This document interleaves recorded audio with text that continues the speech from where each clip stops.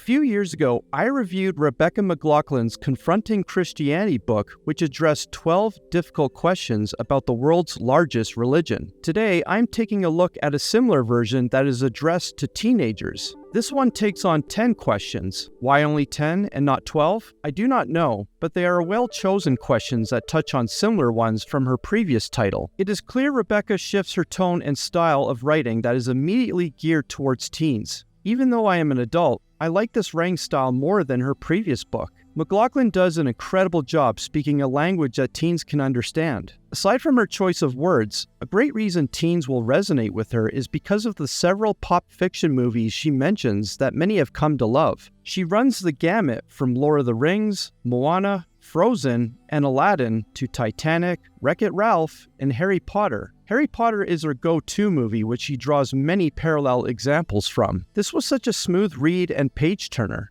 I found this to be a great example of how easy a book can be read if you write in a personal way, which is exactly what Rebecca does. These books are great to read, especially when dealing with difficult topics. No matter what your worldview is, reading Rebecca's words makes you feel connected with a friend willing to share difficult truths with you in layman's terms. When I saw the 10 questions, I initially didn't think these would be all 10 I would ask, but once I took a step back and pictured myself as a teen in this current generation, these probably would be the questions I would ask too. Within every question, she bundles several themes. For example, question 2 is, isn't Christianity against diversity? But then tackles the themes of racism, slavery, and how diverse Christianity is. But of course, the most important aspect is whether any of Rebecca's writing is actually true. And I have to say, I really could not find anything wrong in her answers. Of course, there's always more I would add, but nothing that was objectionably wrong. The answers are short and concise, but give the reader plenty to think about. This is exactly the kind of recipe a teen reader would want,